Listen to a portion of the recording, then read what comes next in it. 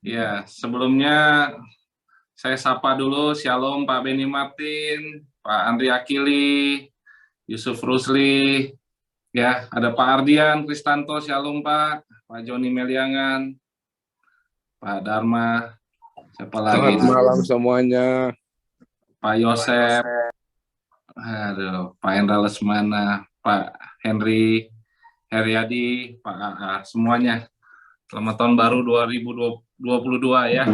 Kita masuk tahun 2022 semua karena anugerah dan kemurahan Tuhan. Oke, saya mau sharing sebentar aja ya.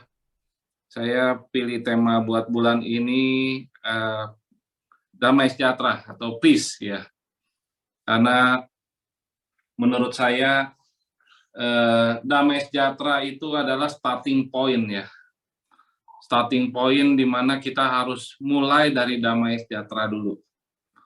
Karena kalau hati kita damai ya, maka kita akan peka ya. Kita menjadi fokus ya hidup kita.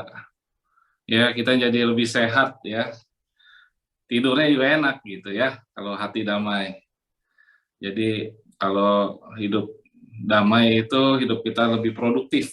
Mengambil keputusan apapun benar.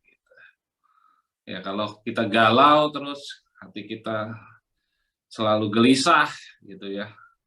Apapun yang kita ambil keputusan itu pasti salah gitu. Makanya kenapa Tuhan itu datang disebut sebagai Raja Damai, Prince of Peace bahasa Inggrisnya. Karena emang di dunia ini tidak ada kedamaian. Yang diberikan dunia ini bukan kedamaian sebenarnya. Ya. Jadi kedamaian sejati itu hanya di dalam Tuhan. Kalau bisa dibilang damai itu hanya milik Tuhan. Ya, dalam bahasa Ibraninya Shalom. Ya, Shalom itu artinya, next Harry. Nah, Shalom itu artinya, waduh, ada cacing-cacing lagi ini. Ada di layar bapak-bapak ada cacing-cacing juga nggak? Enggak ada. Enggak ada ya? Ada. Koreksi bahasa itu dari bahasa Inggris itu harusnya diubah. Ada yang dalam bahasa Ibrani ya? Ada yang enggak tuh kemarin-kemarin juga sama. Oh, cacing-cacing maksudnya itu. Koreksi di bawahnya cacing ya. Ya, oke. Anyway, ya dalam bahasa Ibraninya Shalom ya, itu damai sejahtera. Artinya kedamaian batin, mengantarkan keutuhan, kelengkapan, kesejahteraan, kemakmuran, kesehatan, dan harmoni. Ya, jadi kedamaian yang di dalam hati kita ya. Dalam bahasa Yunaninya namanya Irene. Ya, nggak jauh beda juga artinya. Kedamaian dalam jiwa ya, dalam batin ya sama. Yang memampukan kita untuk tetap berlaku tenang. Bahkan di dalam keadaan yang biasanya sangat menegangkan, traumatis, keadaan yang menjengkelkan sekalipun.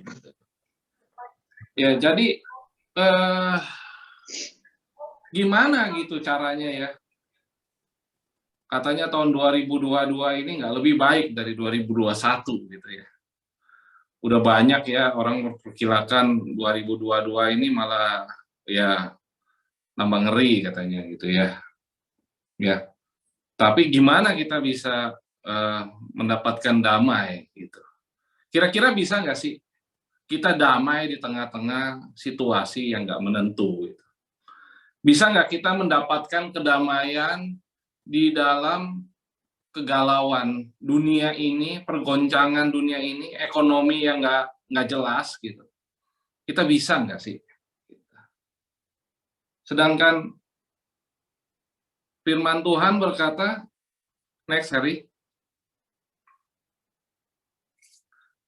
di dalam Kolose 1 ayat 20-22, dan oleh dialah dia memperdamaikan segala sesuatu dengan dirinya, baik yang ada di bumi maupun yang ada di surga, sesudah ia mengadakan perdamaian oleh darah Kristus, salib Kristus, Juga kamu yang dahulu hidup jauh dari Allah dan memusuhi dalam hati dan pikiran seperti yang nyata dari perbuatanmu yang jahat, sekarang diperdamaikannya dalam tubuh jasmani Kristus oleh kematiannya untuk menempatkan kamu kudus, tak bercela dan tak bercacat di hadapannya. Gitu.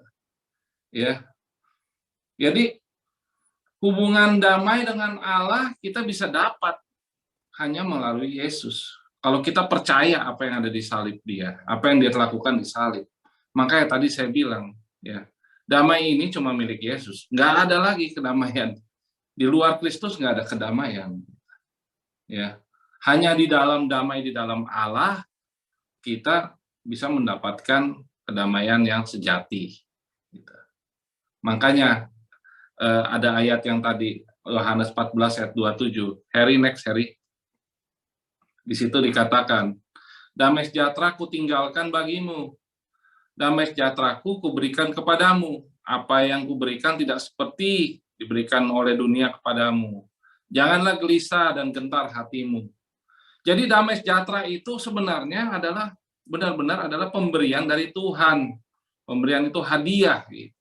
Ya, itu cuma-cuma, gitu. Ya, jadi orang suka lupa gitu ya, dalam kekristenan itu damai sejahtera itu adalah sesuatu hal yang sangat-sangat esensial. Jadi kalau kita menjadi orang Kristen nggak bisa mendapatkan kedamaian, artinya kita belum mengalami Tuhan gitu ya. Seringkali kita lupa gitu, kita harus menjaga damai sejahtera yang Tuhan sudah berikan kepada kita. Damai sejahtera itu cuma-cuma, kita cuma harus menerimanya dengan iman. Dan damai sejahtera itu adalah sebenarnya adalah perwujudan dari kasih Tuhan kepada kita. Jadi malam hari ini kita mau bahas tentang damai sejahtera ini. Ya saya bahas nggak banyak-banyak, cuma 2 hal aja gitu. Kenapa? Manfaatnya itu? Apa fungsinya damai sejahtera Allah buat kita semua? Oke, next Harry. Oke, nomor 1, damai sejahtera itu adalah memberikan kita kekuatan. Ya, melalui damai sejahtera ini, ya, kita mempunyai kekuatan yang sangat-sangat besar ya. Tuhan nggak pernah menjanjikan kita kehidupan yang bebas dari pergumulan dan masalah gitu, ya. Tetapi yang kita dapat harapkan dari Tuhan saat kita dalam pergumulan itu adalah kekuatan yang untuk memampukan kita. Gitu. Ya. Kekuatan seperti apa? Gitu. Karena kalau kita punya imun sistem nggak kuat di dalam tubuh kita sangat rentan gitu ya. Termasuk seperti kita COVID gitu ya. Kalau kita punya imunitas kuat di dalam tubuh kita, COVID nggak bisa mematikan kita gitu. Dia bisa menyerang kita kapan aja.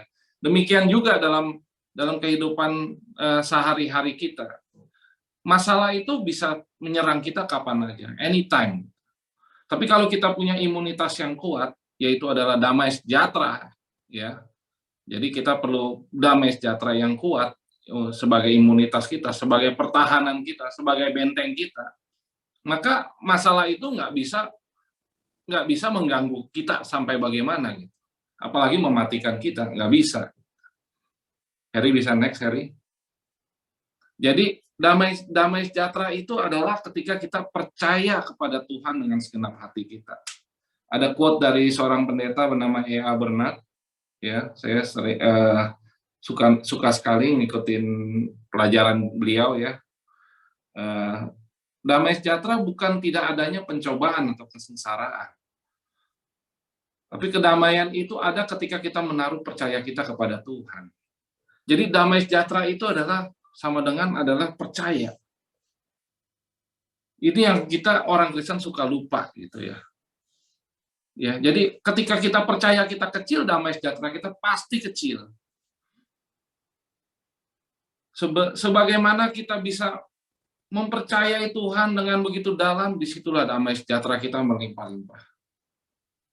Jadi ketika kita percaya sama Tuhan, disitulah kekuatan kita. Makanya dibilang ini damai sejahtera itu adalah kekuatan kita. Kita mesti benar-benar jaga hati kita. Jangan sampai kedamaian sejahtera itu hilang dari hati kita. Karena disitulah kita mulai jatuh dalam macam-macam pencobaan. Disitulah kelemahan kita. Next, Harry. Di dalam Yohanes 16 ayat 33 dikatakan, semuanya itu kukatakan kepadamu supaya kamu beroleh damai sejahtera dalam aku. Dalam dunia kamu menderita penganiayaan, tapi kuatkanlah hatimu, aku telah mengalahkan dunia. Di sini sekali lagi dikatakan bahwa damai sejahtera itu tetap ada, walaupun di dalam penderitaan, di dalam penganiayaan. Ini sangat luar biasa sekali. Ya, Yesus katakan di dalam aku kamu beroleh damai sejahtera. Ya, artinya kalau kita hidup dalam kebenaran, Yesus yang adalah jalan kehidupan, kebenaran dan hidup, kita taat akan firman-Nya, maka damai sejahtera Allah akan bangkit dalam kita, memberikan kekuatan untuk menghadapi berbagai macam pergumulan dan kesengsaraan. Dan di Yesaya 32 ayat 17 dikatakan, di mana ada kebenaran, situ akan tumbuh damai sejahtera. Dan akibat kebenaran ialah ketenangan dan ketentraman untuk selama-lamanya. Ketenangan dan ketentraman inilah yang memberikan kita kemampuan untuk melihat persoalan dan kacamata yang benar, membuat kita tidak terbawa dengan emosi, ya, sehingga kita dapat melihat persoalan dengan lebih jelas, berpikir lebih jernih, sehingga kita bisa mengambil keputusan dengan benar. Gitu. Jadi damai sejahtera Allah ini yang memberikan kita kekuatan sekali lagi. Ya, sangat penting itu ya. Next, Harry.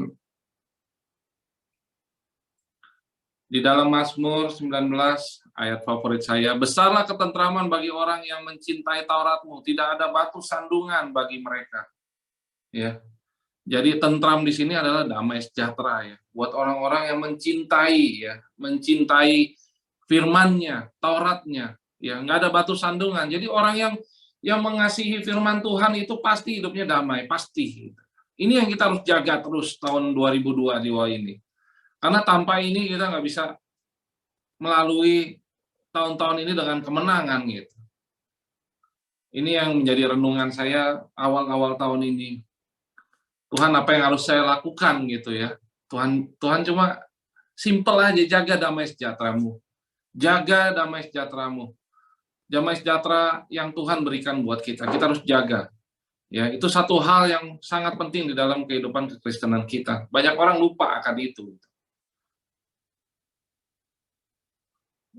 Setiap ibadah kita selalu pendeta bilang shalom, ya. Itu sebagai biasa-biasa aja. Padahal shalom itu adalah damai sejahtera yang datang dari surga ya, dari Allah. Dan di sini dikatakan oleh firman Tuhan, tidak ada damai bagi orang-orang yang fasik. Ya. Itulah makanya tadi saya bilang, ya. Damai sejahtera itu cuma milik Tuhan. Di luar Tuhan nggak ada damai sejahtera. Oke, jadi poin yang pertama, damai sejahtera itu memberikan kita kekuatan. Poin yang kedua, Harry, next. Saya cepat aja. Damai sejahtera membawa kita harmoni, keselarasan. Maksudnya apa harmoni gitu ya? Harmoni itu adalah hasil dari kehidupan yang sesuai dengan tatanan yang diberikan oleh Tuhan. Jadi Tuhan itu adalah sebagai seumpama adalah dirigen ya dalam satu orkestra gitu ya. Saya pernah datang ya ke satu pertunjukan orkestra ya sebelum konser gitu ya. Sebelum mulai banyak orang-orang lagi tuning alat-alat musik gitu ya. Waduh, suaranya hancur-hancuran semuanya gitu. Lagi ngetes suara semua ya. Nggak beraturan gitu ya. Nggak enak didengar gitu ya. Tapi begitu dirigennya datang, dia mulai mengatur suaranya semua dan konsernya mulai dimainkan, lagu-lagu mulai dimainkan, waduh, luar biasa, harmoni sekali gitu ya, selaras sekali, semuanya bermain sesuai dengan order yang sudah ditentukan gitu ya.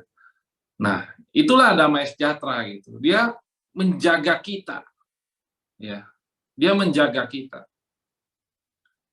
Di Yakobus 4 ayat 1 ayat 3, dari mana datangnya sengketa dan pertengkaran di antara kamu? Bukankah datang dari hawa nafsumu yang berjuang di dalam tubuhmu? Kamu menginginkan suatu tapi kamu tidak memperolehnya, lalu kamu membunuh, kamu iri hati, tetapi kamu tidak mencapai tujuanmu. Kamu bertengkar, kamu berkelahi, kamu nggak dapat apa-apa. Karena kamu nggak berdoa. Atau kamu berdoa tapi kamu nggak terima apa-apa juga. Wah, ini yang nyesek ya. Kita orang percaya udah berdoa nggak dapat apa-apa juga. Karena kamu salah doa, sebab yang kamu minta itu hendak kamu habiskan untuk memuaskan hawa nafsumu gitu. Ya. Nah, inilah hidup yang nggak selaras gitu ya. Ya, nggak jelas gitu. Karena kenapa? Ya, semua karena hawa nafsu, bukan karena lahir dari karena kedamaian. Bukan karena dari damai sejahtera. Ya. Next, Harry. Nah, inilah yang Tuhan mau, ya. Tuhan nggak pernah memberikan kita roh ketakutan, tapi roh yang membangkitkan kekuatan, kasih, dan ketertiban. Ketertiban ini keselarasan. Dulu saya nggak ngerti ketertiban maksudnya apa ya. Ketertiban itu adalah hidup kita ini menjadi sesuai dengan ordernya Tuhan, karena Dia adalah dirigennya kita. Kita adalah pemain musiknya. Jadi kita nggak sembarangan gitu mainnya, nggak sembarangan. Sesuai dengan apa yang Tuhan mau.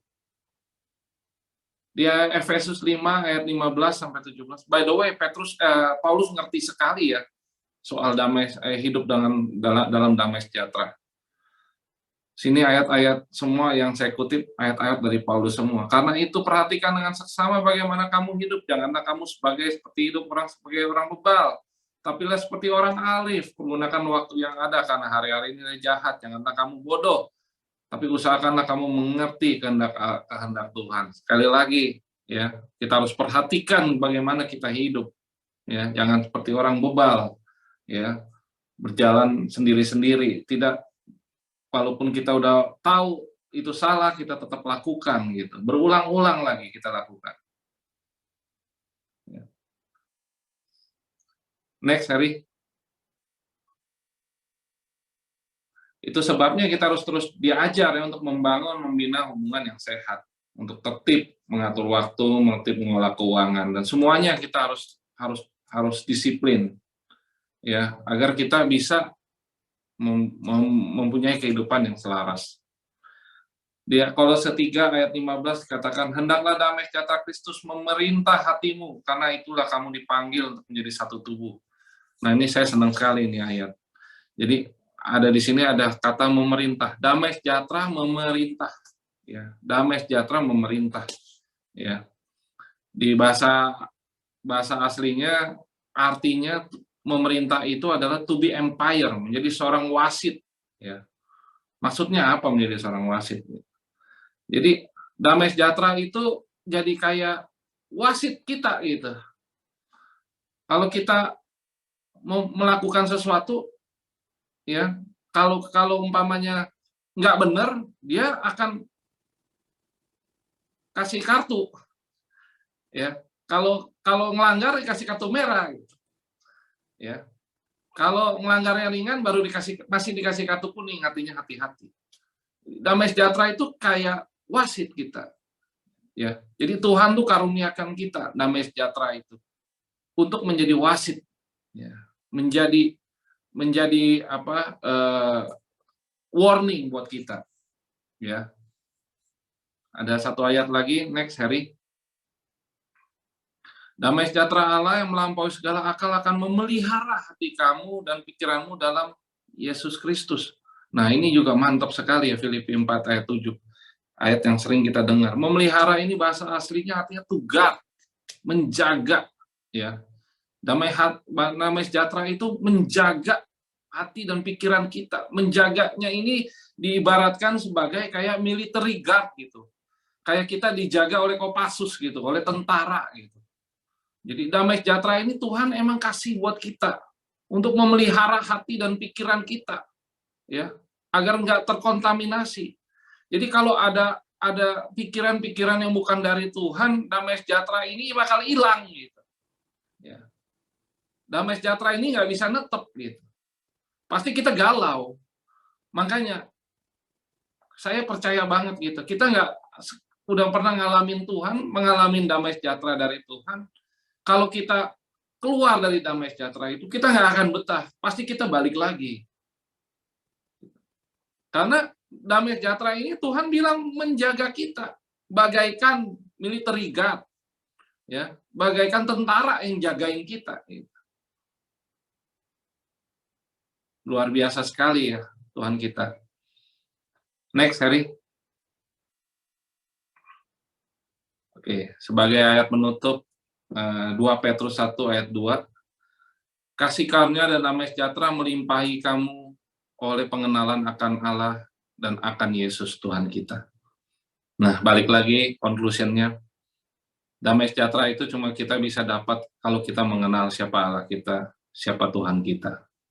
Dan kita harus terus jaga damai sejahtera yang diberikan pada Tuhan, karena damai sejahtera yang diberikan Tuhan itu bukan seperti yang dunia berikan. Damai sejahtera yang Tuhan berikan itu Tuhan tinggalkan dan dia nggak akan ambil balik, ya. Dan kita harus terus jaga damai sejahtera ini. Dan saya percaya kalau kita terus menjaga selama tahun 2022 ini, kita akan mengalami banyak hal, mengalami banyak terobosan, mengalami banyak breakthrough dari Tuhan. Ya, FGB Man mengalami ya banyak hal lah yang kita nggak pernah pikirkan, nggak pernah dilihat oleh mata, nggak pernah didengar oleh telinga. Dan saya percaya sekali damai sejahtera ini terus akan memelihara kita, akan terus menjaga kita. Oke, sekian aja sharing saya. Terima kasih. Saya kembalikan Bro Benny Martin. Baik, terima kasih